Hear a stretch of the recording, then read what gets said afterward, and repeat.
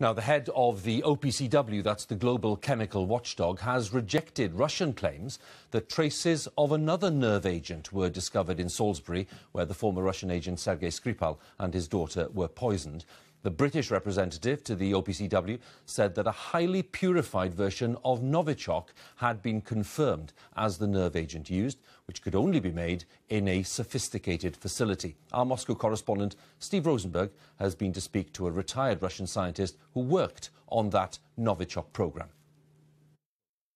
6 weeks after the Salisbury poisoning, Britain and Russia are locked in a war of words about the nerve agent that was used and about who attacked Sergei and Yulia Skripal.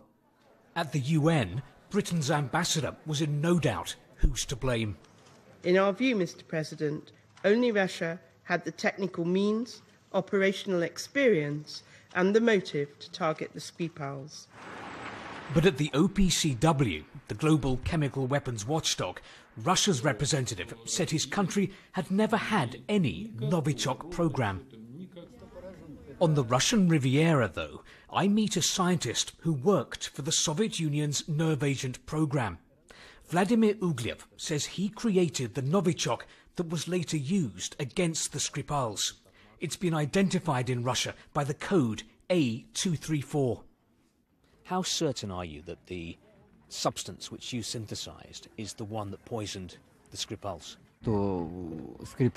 I have no doubt that it was A234 that poisoned them.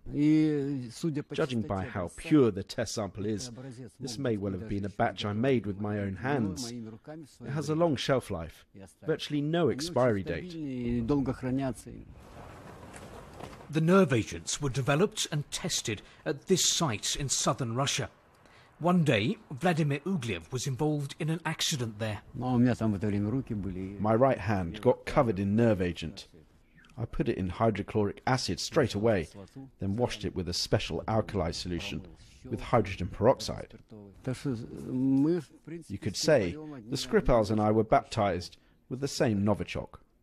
As for the poisoning in Salisbury, the scientist is convinced his country was behind the attack.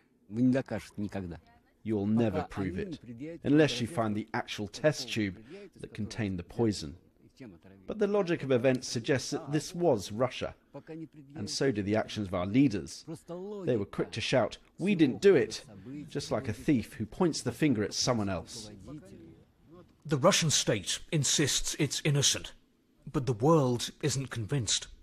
Following the nerve agent attack, trust between Russia and the West has faded. The new dawn is confrontation. Steve Rosenberg, BBC News, Anapa, southern Russia.